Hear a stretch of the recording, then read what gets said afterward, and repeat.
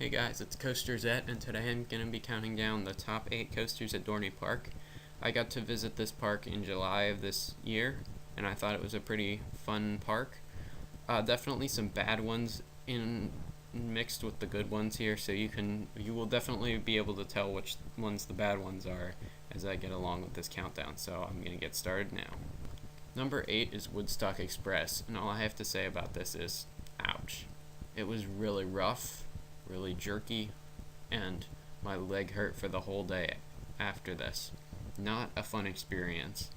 Almost not worth the credit, but I had to get the credit, so it was down most of the day, and I just saw it as I was about to leave.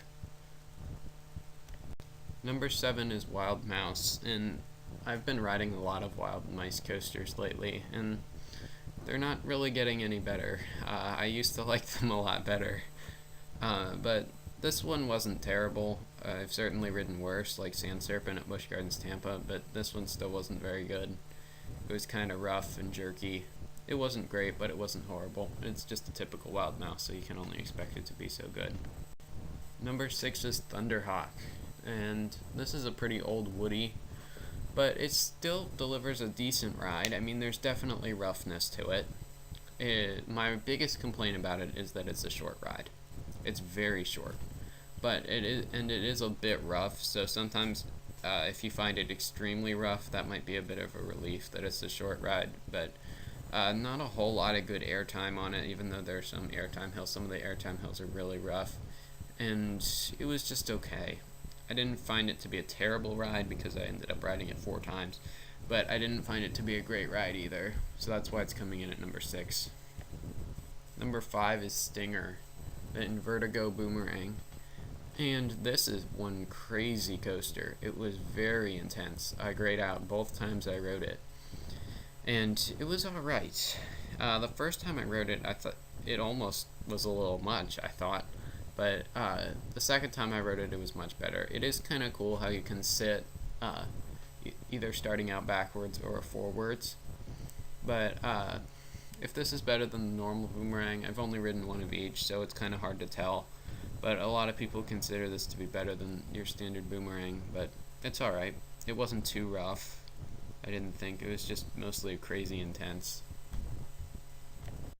Number 4 is Possessed, and I didn't actually get to ride this coaster because it was down all day, so that was kind of disappointing. But it looks like it would just be here because it looks like a pretty fun ride. It has some good launches, and the spikes look really fun and intense. But yeah, I didn't get to ride it. There are several of these type of coasters all over the U.S. at different parks, but it looks like it's a lot of fun, and I'm kind of disappointed that it was closed. Alright, now we're at the top 3, and these 3 are clearly the top 3. Number 3 is Talon, the B&M invert.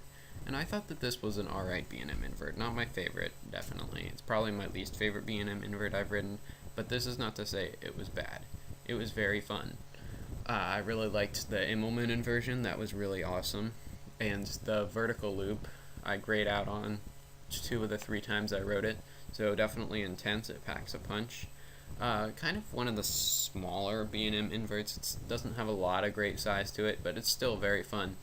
And it has a very compact layout, which is good or bad depending on what you like. I prefer the more sprawled out layouts like Great Bear, but definitely a very fun ride.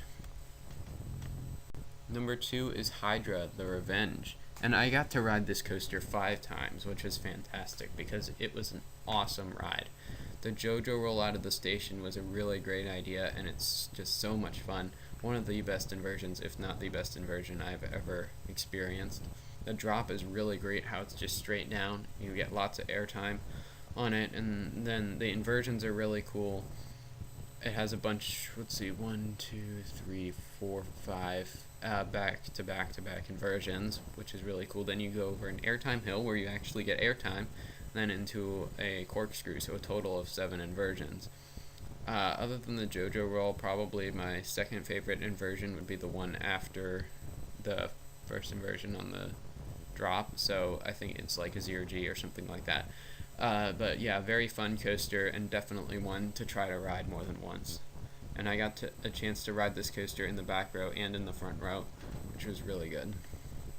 And number 1 is Steel Force, the coaster I have ridden more than any of the other coasters at Dorney Park. I got to ride this coaster 8 times, and it was fantastic, especially when I rode in the back row.